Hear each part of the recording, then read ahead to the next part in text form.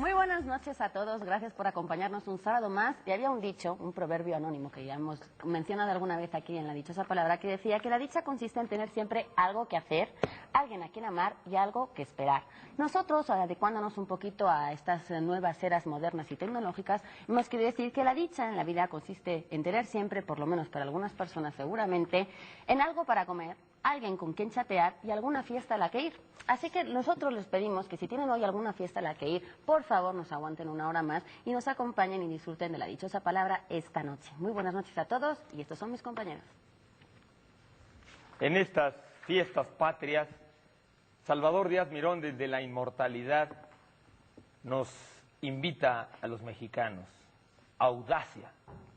Basta de timidez, la gloria esquiva al que por miedo elude la pelea y con suspiros lánguidos rastrea acogido a la sombra de la oliva.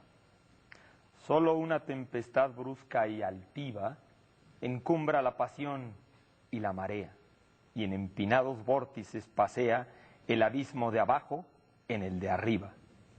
Oh rebelde, conquista la presea, goza de la hermosura inebriativa y horror a los demás tu dicha sea. Arrostra por la gracia la diatriba y en empinados vórtices pasea el abismo de abajo en el de arriba. Soy Germán Ortega, muy buenas noches. Queda como pregunta, ¿cuál es el abismo de abajo y cuál es el abismo de arriba?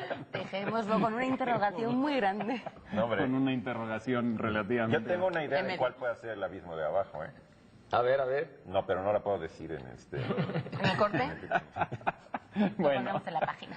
decía Kant que la libertad es aquella facultad que aumenta nuestras otras facultades.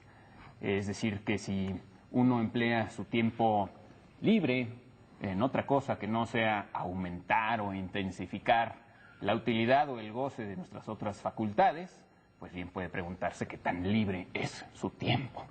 Buenas noches, buenas y libres noches tengan todos ustedes. Soy Pablo Bobiosa.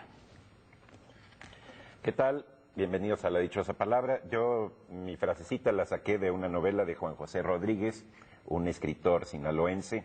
La novela se llama El mejor invento del siglo XX. Dice, la vida no se mide por el número de veces que respiramos, sino por las ocasiones en que contenemos el aliento. Soy Eduardo Casar. Bonito. Qué bonito. Pues respiremos, Está bonito. estamos ya a punto de empezar. Pero quedan dos dudas, ¿no? El abismo de abajo y el de arriba. ¿Solo ¿Y una? cuál es el mejor invento del siglo XX? ¿El cine? Tienes que leer el libro entonces.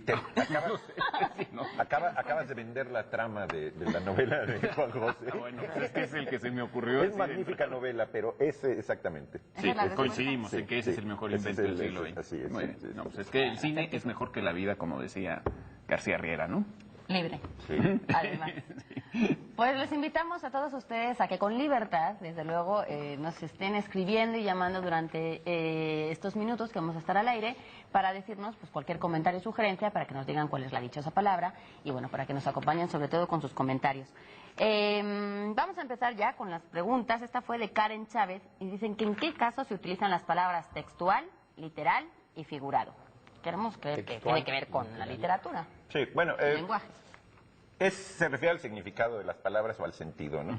Cuando decimos textual, básicamente se refiere a estar citando algo, refiriéndose a ello de una manera tal como está escrito, ¿sí? Aunque lo que esté escrito sea una metáfora, una fantasía o lo que sea, ¿no? Y literal... O sea, eso es una cita textual. Esa es una cita Tomas textual. el texto Tú y lo te pones, vas ¿no? sobre el texto. La noción de texto es una noción, además, muy trabajada por la teoría literaria y se refiere, bueno, a las correlaciones internas que le dan en una serie de palabras significado a un conjunto, ¿no? De enunciados. Y hay todas unas teorías del texto, etcétera, ¿no? Pero la cuestión de literal y figurado se refiere a si tomamos algo en sentido literal, quiere decir que solamente hay un solo sentido que es el que dice la palabra, ¿sí?